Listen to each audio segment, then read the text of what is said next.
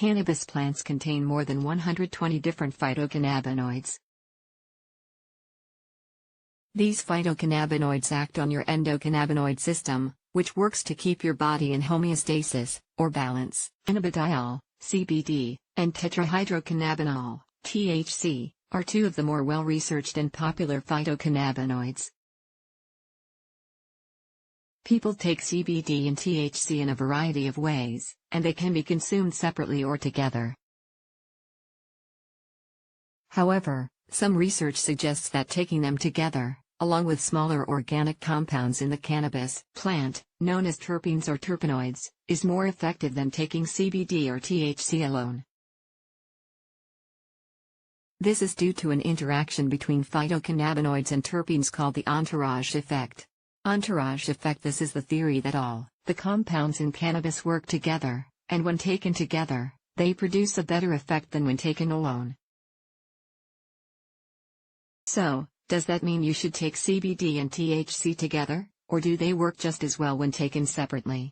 Read on to learn more. What does the research say?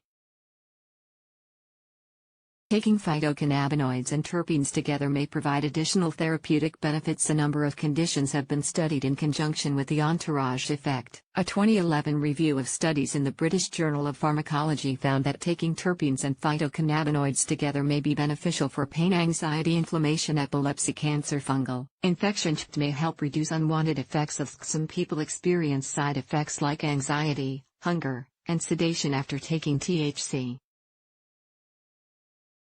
Rat and human studies covered in the same 2011 review suggest that CBD may help reduce these side effects. Phytochemicals like terpenes and flavonoids could be beneficial to brain health. Research from 2018 found that certain flavonoids and terpenes may provide neuroprotective and anti-inflammatory effects. Researchers proposed that these compounds could improve CBD's therapeutic potential. More research is needed. Like much of what we know about medical cannabis, the entourage effect is just a well-supported theory right now, and not all research has found evidence to support it.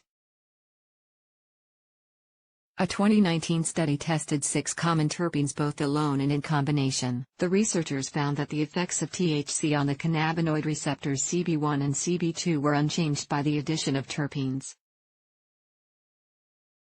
This doesn't mean that the entourage effect definitely doesn't exist. It just means that more research is needed. It's possible that terpenes interface with THC elsewhere in the brain or body, or in a different way. What ratio of THC to CBD is best? While it may be that THC and CBD work better together than alone, it's important to remember that cannabis affects everyone differently, and everyone's goals for cannabis use are different. A person with Crohn's disease who uses cannabis-based medicine for nausea relief will probably have a different ideal ratio of THC to CBD than a weekend warrior who uses it for muscle pain. There's no one dosage or ratio that works for everyone. If you want to try taking CBD and THC, start by talking to your healthcare provider. They may be able to provide a recommendation, and can advise you of potential drug interactions if you're taking any medications. Also, keep in mind that both THC and CBD may cause side effects. THC is psychoactive, and it may cause fatigue, dry mouth, slow reaction times, short-term memory loss, and anxiety in some people. CBD may cause side effects like weight changes, nausea, and diarrhea. Another important thing to note is that marijuana is illegal on a federal level, but legal under some state laws. If you want to try a product that contains THC, check the laws where you live first. Tips for trying CBD and start with a low dose and increase if needed. For THC, try 5 mg, mg, or less if you're a beginner or infrequent user. For CBD, try 5 to 15 mg. Experiment with timing to see what works for you. You may find that taking THC and CBD at the same time works best. Or, you may prefer using CBD after THC. Try different delivery methods.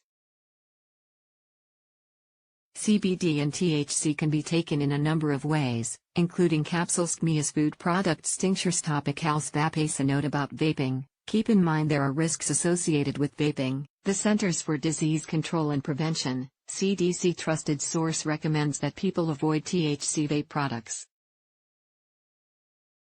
If you choose to use a THC vape product, monitor yourself carefully.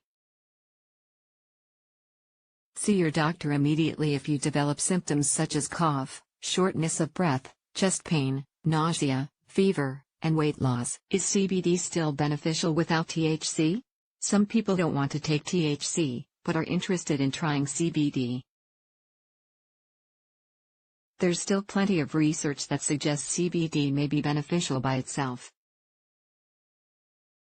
If you want to try CBD but don't want to take THC, look for a CBD isolate product rather than a full-spectrum CBD product. Full-spectrum CBD products contain a broad range of cannabinoids and may have up to 0.3% THC. That's not enough to produce a high, but it could still show up on a drug test. Before you make a purchase, be sure to check the ingredients to be sure of what you're getting. Takeaway: cannabinoids and terpenoids in cannabis are thought to interact with each other as well as the brain's receptors. This interaction has been labeled the entourage effect. There's some evidence that the entourage effect makes taking THC and CBD together more effective than either alone. However, the entourage effect is still a theory. More research into the cannabis plant and its chemical composition is needed before we can know the full extent of its potential medical benefits. Is CBD legal? Hemp-derived CBD products, with less than 0.3% THC, are legal on the federal level, but are still illegal under some state laws. Marijuana-derived CBD products are illegal on the federal level, but are legal under some state laws. Check your state's laws and those of anywhere you travel. Keep in mind that non-prescription CBD products are not FDA approved, and may be inaccurately labeled. Raj Chander is a consultant and freelance writer specializing in digital marketing, fitness, and sports. He helps businesses plan, create, and distribute content that generates leads. Raj lives in the Washington, D.C. area where he enjoys basketball and strength training in his free time. Follow him on Twitter